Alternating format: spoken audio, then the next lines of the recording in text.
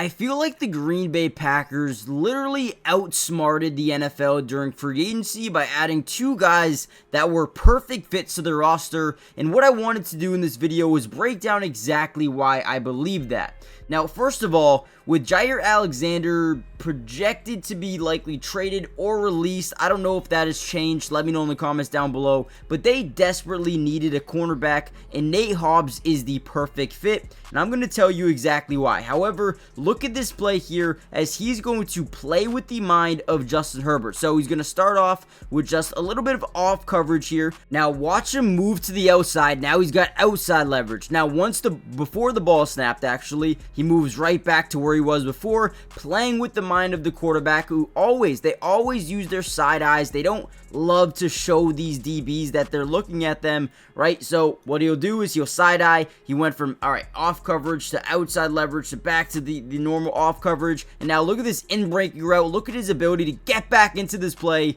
disrupt that catch point. Nate Hobbs is a versatile monster that is going to be able to fit in right with this defense here in Green Bay, and I'm going to tell you exactly why. Now, my favorite thing about Nate Hobbs is easily the versatility that he brings as a DB, right? It's crazy because this guy, over his career thus far, has played over 1,600 snaps in the slot and over 800 on the perimeter. So not only can he play that slot, but he can also bounce to the outside if you need him to as well, which alone is something that is, you don't see that a lot in the NFL, right? 5'11", 195 pounds, is an athlete. Absolute athlete at a 6.87 in his second three-cone drill. This dude's got quickness written all over him. Now look at this play, right? Lined up in the slot, does a really good job disguising, not showing that he's going to blitz the quarterback. And right when this ball snapped, look at the immense pressure he's able to draw on Justin Herbert. Now, fortunately for Justin, is able to complete that ball, but you guys can see, right? He's going to line up in the slot. He can blitz from the slot. He can blitz from the nickel. He can line up on the outside. We'll show you that as well. But this is a guy that adds versatility on day one. All right, my second favorite thing about Nate Hobbs, the reaction time. Different. This dude is different. He's quick. He's explosive.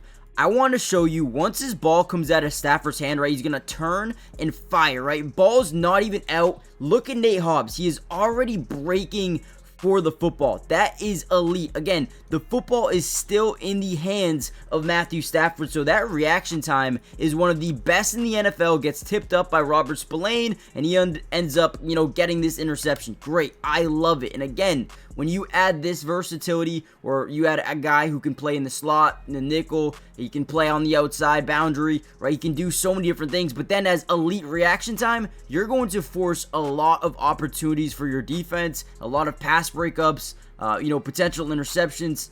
Again, I'm obsessed with what he could add. Now, here's a combination of, one, that great reaction time, but his physicality when it comes to stopping runs or stopping quick screens. Look at this play. I mean, you could tell he was reading this playbook, signals to his teammate behind him here. Hey, we know what this play is. Look how quickly disengages, makes a tackle, and then the energy, right? Knowing he makes a big stop. This is a guy that I really do believe that versatility and what he brings to this Green Bay Packers team, not only in coverage, but also in run defense, is amazing. He has a career grade of 81.6 versus the run according to Pro Football Focus, and ranking 6th among all cornerbacks in the NFL, as recorded 81 defensive stops, which is 7th among all cornerbacks in the NFL. This dude is physical, and he wants to make plays. All right, couple more things I want to bring up real quick. Look at this one. Once again, he's in man with Xavier Worthy.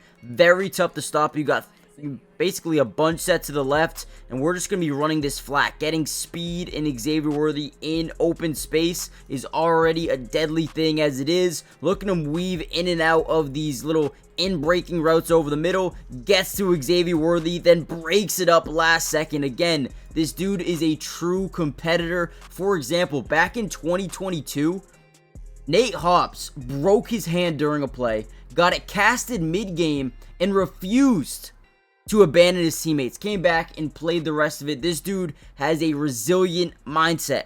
And then lastly, we can just talk about him in coverage. In 2024, Nate Hobbs allowed 31 catches for 280 yards over 318 coverage snaps. Now again, primarily he did play in the slot, but this dude again had the ability to play anywhere on the football field.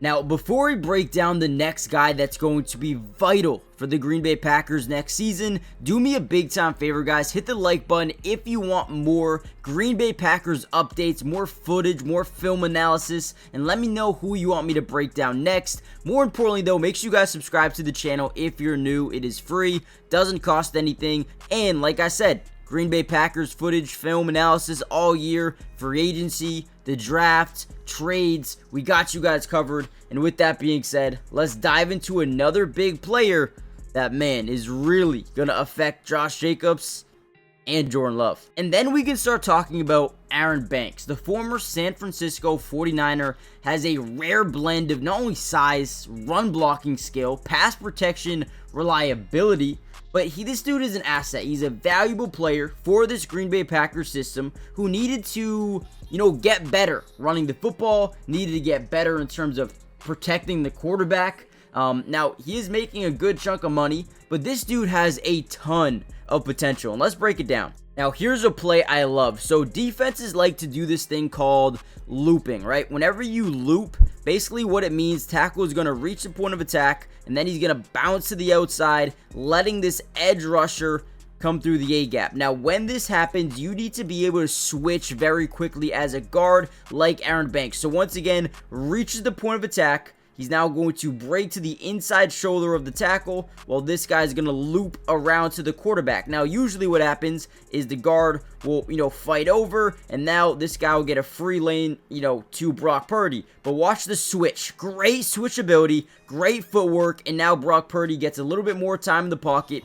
And Aaron Banks is a guy who's not a small guy at all, right? 6'5", 325 pounds. This dude has elite guard frame, and if he can kind of continue to add to his attributes and continue to get better as a player schematically within a system, this could be one of the best guards in football. Now, Aaron Banks absolutely excels as a run blocker. In under Kyle Shanahan's system, the dude was amazing, right? His ability to move laterally and execute, reach blocks, for example, was amazing for this team. And Christian McCaffrey, Jordan Mason stepped in, averaged like 5.3 yards per carry.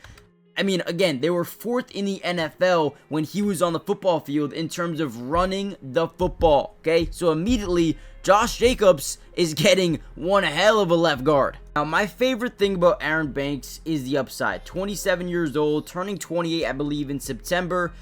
He aligns with the strategy that the Green Bay Packers are trying to do, right? Sign younger players that are going to be ascending over the next few seasons and then ready to compete for a Super Bowl, maybe even next season and the years to come after that. Instead of signing an older guy who's going to be starting to decline in value, they're signing these younger guys who want to just continue to improve. And Aaron Banks is one of those guys who, in my opinion, just fits into the timeline perfectly. He's got great flexibility, adds to the offensive line already. Man, I'm excited.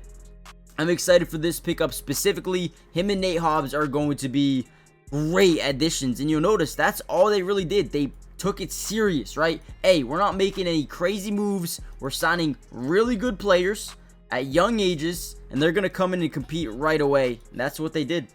Now, let me know in the comments down below how you guys feel about these signings. Not only Aaron Banks, you also pick up Nate Hobbs. They picked up some other guys, Tulu Griffin as well, Trey Hill, Leonard Payne, Isaiah Dunn. They did pick up some guys that are interesting. Let me know what you guys think. Hit the like button, subscribe, join the family, turn on post notifications if you want more Packers breakdowns. And with that being said, I'll see you in the next update. Peace.